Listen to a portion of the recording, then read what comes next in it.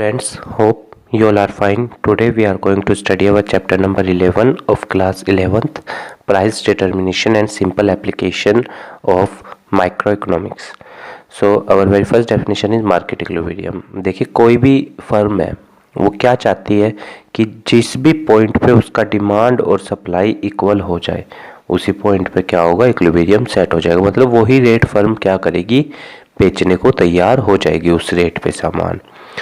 Market equilibrium is determined when market demand is equal to market supply. अब market demand क्या है? Market demand मतलब जब सारे लोग जो माल खरीदना चाह रहे हैं, और मार्केट सप्लाई जो सारे प्रोड्यूसर बेचना चाह रहे हैं। देखिए एक पॉइंट ऐसा है जहाँ पे मार्केट सप्लाई मार्केट डिमांड के इक्वल है, वो हमारा इक्विलिब्रियम पॉइंट है। उससे पहले डिमांड ज़्यादा है, सप्लाई कम है तो माइनस में। उसके बाद डिमांड कम है, सप्लाई ज़्यादा है तो पॉजिटिव में। इसको एक्सेस सप्लाई बोलते हैं, उसको एक्सेस डिमांड। ये दोनों कंसेप्ट मैंने आगे बताए हैं।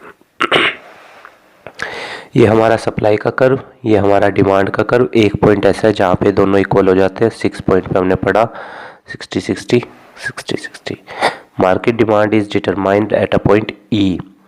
Equilibrium price is 6 and equilibrium quantity is 60. अब देखो ऊपर किसका कर्व आगे है, सप्लाई का कर्व आगे और डिमांड का पीछे है तो एक्सेस सप्लाई। नीचे डिमांड का कर्व आगे और सप्लाई का पीछे है तो एक्सेस डिमांड।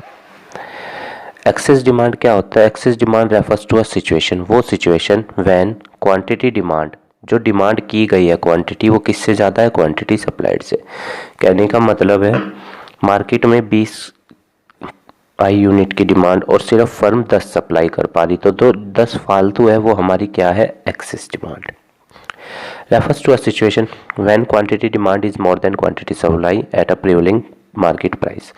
तो ये तो था इक्विलिब्रियम पॉइंट, पर यहाँ पे देखो डिमांड ज़्यादा है सप्लाई कम है तो एक्सेस डिमांड। 20 की डिमांड हुई, 10 की सप्लाई है तो 10 की हमारी क्या है? Excess demand.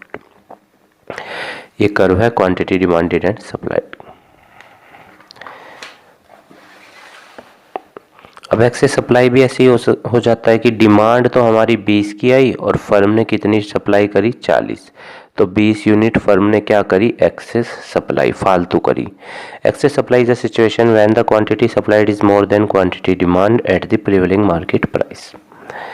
ये देखो सप्लाई ज़्यादा है, डिमांड का कर्व पीछे है तो एक्सेस सप्लाई।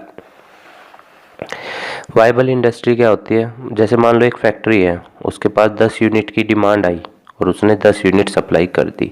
मतलब जिसका डिमांड और सप्लाई कर्व एक दूसरे को काटता है, यानी एक दूसरे के इक्वल हो जाता है किसी पॉइंट पे, वो हमारी वाइबल इंडस्ट्री होती है। ठीक है।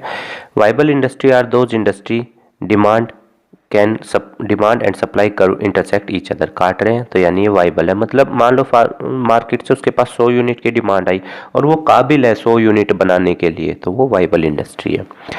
नॉन वाइबल इंडस्ट्री जिसका डिमांड और सप्लाई कर्व एक दूसरे को नहीं काटता, मतलब refers to an industry for which demand and supply curve does not intersect each other, mean to say that the industry is not able to produce that much of quantity which the other consumers are demanding. Look there and remember the supply curve goes upward and the demand curve goes downward, so that's why we draw like that. And the other thing is that these two curves never intersect on each other at positive axis because of the firm is not able to produce as much as quantity that the consumers want. Like this, mean to say consumer have demanded 10 unit but the producer is able to only generate 5 units. So these two supply and the demand and supply curve will never intersect each other because they will never be in equal at positive axis. Effect of change in demand on market equilibrium. अगर demand change होती है तो market equilibrium पे उसका क्या प्रभाव पड़ता है? Let us read. There is any change which leads to shift in either demand curve or supply curve or both, या तो डिमांड में चेंज आएगा या सप्लाई में चेंज आएगा या दोनों में आएगा। Then equilibrium price and equilibrium quantity are bound to change, फिर इक्विलिब्रियम प्राइस और इक्विलिब्रियम क्वांटिटी को चेंज होना पड़ेगा। Mean to say when we move on the either the quantity or the supply of a commodity, there will be the change in the equilibrium price and the equilibrium quantity. Let us see in the curve. The next is change in demand. When demand of a commodity change due to change in its any other factor. Remember, we have read in many factors of demand in our demand chapter. You may go in the list and check there. Keeping price of commodities constant mean to say the price of other commodities should be constant, so that time it will be called price of that commodity. Like there are so many factors of demand, income of the consumer, price of other goods, price, taste and preference, like that. But there may be change in any factor other than price of the commodity will be constant. There is no change in that. So there will be increase in demand, decrease in demand, right? Increase in demand is also called rightward shift and decrease in demand is also called leftward shift. Increase in demand, देखते हैं ये क्या होता है. And increase in demand leads to rightward shift. देखो जब भी increase in demand होगा कर्व कहाँ पे शिफ्ट होगा, राइटवर्ड. मैं आपको दिखाता हूँ. ये देखो डिमांड इंक्रीज हुई, कर्व हमारा यहाँ ड्रॉ हुआ.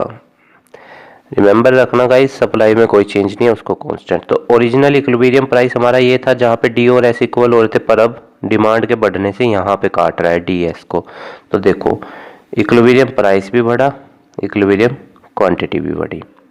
New equilibrium is determined at E1. Equilibrium price rises from OP to OP1. OP से OP1 पे हो गए. Equilibrium quantity rise from OQ से कहाँ पहुँच गई, OQ1 पे. रिमेंबर रखना आप ये कि अगर राइटवर्ड शिफ्ट होता है और सप्लाई कांस्टेंट रहती है तो आप ड्रा कर लीजिए कर्व पे, देखिएगा आपको प्राइस भी बढ़ रहा है और इक्विलिब्रियम क्वांटिटी भी बढ़ रही है. इक्विलिब्रियम प्राइस है ये. Decrease in demand.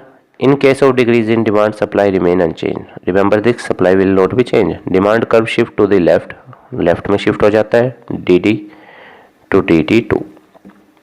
अब देखो ओरिजिनल इक्विलिब्रियम और ओरिजिनल इक्विलिब्रियम प्राइस ये था हमारा, पर डिमांड कर्व ये वाला लेफ्ट में शिफ्ट हुआ तो क्या हुआ, अब ये यहाँ पे काट रहा है ना इसको, तो देखो प्राइस भी घटेगा इक्विलिब्रियम और इक्विलिब्रियम क्वांटिटी भी क्या हो गई, घटेगी. दिख रहा है हम लोगों को यहाँ पे. जब भी हम कर्व लेफ्टवर्ड ड्रॉ करेंगे, the new equilibrium price will be fall and the new equilibrium quantity will also fall. Now let us read change in supply.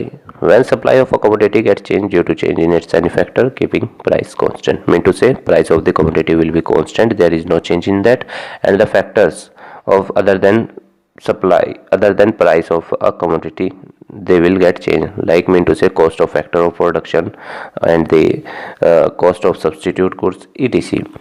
मतलब जब दूसरे सामानों में चेंज आएगा, मतलब दूसरे फैक्टर्स में चेंज आएगा, उस कमोडिटी की प्राइस कांस्टेंट रहेगी अदर फैक्टर्स में, तो एक प्रोड्यूसर सप्लाई में चेंज करेगा, या तो इंक्रीज इन सप्लाई होगा या फिर डिक्रीज इन सप्लाई होगा. इंक्रीज इन सप्लाई होने पे क्या होगा, देखो अब डिमांड में चेंज नहीं होगा, डिमांड कांस्टेंट रहेगी. तो हमने सप्लाई का कर्व आगे बढ़ा दिया. देखो सप्लाई का कर्व हमेशा इंक्रीज इस साइड होता है और डिक्रीज इस साइड, आई इधर डी इधर. तो इंक्रीज करा हमने, तो जब इंक्रीज करा हमने तो पहला तो इक्विलिब्रियम यहाँ पे सेट था, नया कहाँ पे हुआ, यहाँ पे, क्योंकि यहाँ पे काट रहा है एस का कर्व डी को. तो देखो इक्विलिब्रियम प्राइस भी घटा और इक्विलिब्रियम क्वांटिटी बढ़ी. याद रखिएगा, यही बोल रहा है. When there is an increase in supply demand remain unchange, the supply curve shift to rightward and the new equilibrium is at E1. Equilibrium OP, ठीक है, OP1 पे चला जाएगा और क्वांटिटी OQ से लेके OQ1 पे आ जाएगी. मेन टू से आप याद रखिएगा, equilibrium price will be fall, equilibrium quantity will be rise. Is it clear? और नोट्स इस चैप्टर के आपको PDF में मिल जाएंगे डिस्क्रिप्शन में. Decrease in supply. अब देखो सप्लाई को डिक्रीज करो, तो करा हमने, यहाँ पे काट रहा है, अब इसको यहाँ पे था पहले ओरिजिनल, पर अब यहाँ कट कर रहा है. देखो प्राइस बढ़ गया इक्विलिब्रियम और इक्विलिब्रियम क्वांटिटी घट गई. तो जब भी डिक्रीज इन सप्लाई होगा और डिमांड कांस्टेंट रहेगी, equilibrium price will rise and equilibrium quantity will fall. ये आपको याद नहीं रखना है, आप बना के देख लीजिएगा, कोई प्रॉब्लम नहीं है. पहले एक पॉइंट पे तो आप काट लीजिए. देखिए जैसे ऐसे बना लिया. अब वो अगर क्या है इंक्रीज इन डिमांड, तो डिमांड को बढ़ा दो, फिर बता दो क्या हो रहा है. डिक्रीज इन डिमांड का है तब बता दो. सप्लाई का इंक्रीज तब बता दो, और सप्लाई डिक्रीज का है तब बन जाएगा. याद रखने की कोई ज़रूरत नहीं है, बस आप बना के देखेंगे एक दो बार 2-3 कर्व को, तो आसानी से ये बन जाएंगे. नेक्स्ट टॉपिक है price ceiling. Price ceiling refers to the fixing maximum price of a commodity at a level lower than equilibrium price. कहने का मतलब है कि जब देखो ये कब होता है, अगर मान लो मार्केट के अंदर डिमांड ज़्यादा है और सप्लाई बहुत कम है, तो क्या होगा कि प्रोड्यूसर रेट चार्ज करते हैं कि भाई इतने रुपए लगेगा अगर आपको ये लेना है। तो फिर यहाँ पे सरकार का रोल आ जाता है। सरकार एक लिमिट तय कर देती है कि भाई इससे ज़्यादा का तू नहीं बेचेगा। यहाँ पे इक्विलिब्रियम प्राइस है, मान लो ये डिमांड कर इतनी ज़्यादा डिमांड हो रही थी और सप्लाई इतनी सी है, तो सरकार ने रेट तय कर दिया कि बस ये रेट रहेगा, इससे ज़्यादा तुम रेट पे नहीं बेच सकते। आया समझ में? इसको प्राइस सीलिंग बोलते हैं। ये शॉर्टेज किस कारण से है? क्योंकि डिमांड ज़्यादा है, सप्लाई कम है, तो सरकार रेट तय कर देती है कि इससे ज़्यादा आप नहीं बेचोगे। Black marketing refers to the any marketing in which the commodities are sold at higher price than the maximum price fixed by the government। कहने का मतलब है सरकार ने अगर किसी चीज़ का रेट 100 रुपये तय किया और कोई आदमी उसको 200 का बेच रहा है, तो जो फालतू के 100 रुपये का बेच रहा है वो ब्लैक मार्केटिंग है। प्राइस फ्लोर, जहाँ पे सरकार क्या करती है, मिनिमम रेट तय कर देती है चीज़ों के जिससे को वो प्रोड्यूसर को मिलने चाहिए। कहने का मतलब है मान लीजिए 1 क्विंटल का रेट सरकार ने 1750 रुपये तय किया, ठीक है। अगर 1750 से ज़्यादा का बिक रहा है किसान का तो वो कहीं पे भी बेच ले, और अगर उसको इतने का नहीं बिक रहा, इससे कम का बिक रहा है, तो फिर सरकार कहती है कि इस रेट पे तुम आकर हमें बेच दो। आया समझ में? MSP क्या होता है? Minimum support price given by government. ठीक है, ये देखो ये हमारा कर्व है किसका? प्राइस फ्लोर का। क्योंकि यहाँ पे डिमांड बहुत कम है और सप्लाई बहुत ज़्यादा है, इसलिए सरकार एक रेट मिनिमम रेट तय कर देती है। क्योंकि देखो डिमांड कम है, सप्लाई ज़्यादा है, तो क्या होगा?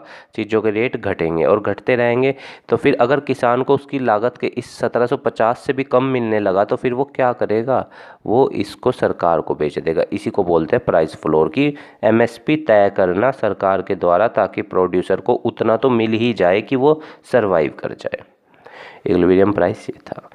उम्मीद है गाइज आपको चैप्टर समझ में आया होगा। हमारे काम को सपोर्ट करने के लिए वीडियो को लाइक कीजिएगा, अपने दोस्तों के साथ शेयर कीजिएगा और हमारे चैनल को भी सब्सक्राइब कर दीजिएगा। और ये प्रैक्टिस सेट है, आप देख लीजिए, पॉज करके स्क्रीनशॉट ले लीजिएगा आप इसका। ये संदीप गर्ग की माइक्रो इकोनॉमिक्स की किताब है, बेस्ट किताब है ये पढ़ने के लिए। आप इसमें से तैयारी कीजिए, बहुत अच्छी रहेगी।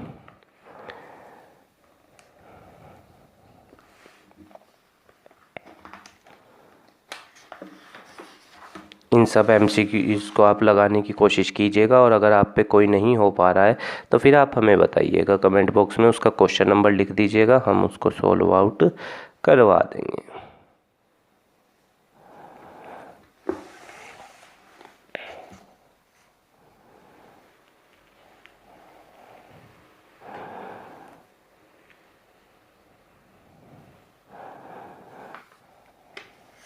बहुत अच्छी किताब है ये, इसमें हाई ऑर्डर थिंकिंग क्वेश्चंस वो सब अवेलेबल है, CBSE के प्रीवियस क्वेश्चन, ये शॉर्ट क्वेश्चंस हैं।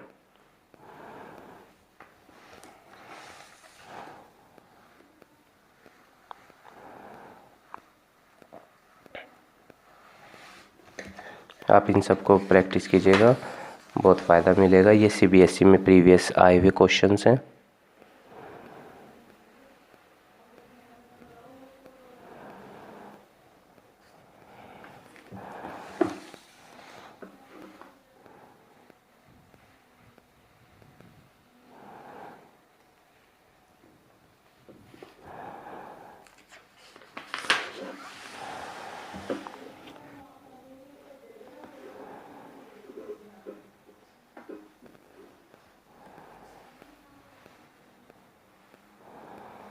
ठीक है गाइज़, उम्मीद है आपको चैप्टर समझ में आया होगा, और अगर कोई टॉपिक नहीं क्लियर है तो आप हमें बता दीजिएगा कमेंट बॉक्स में, हम उसको दोबारा से एक्सप्लेन कर देंगे।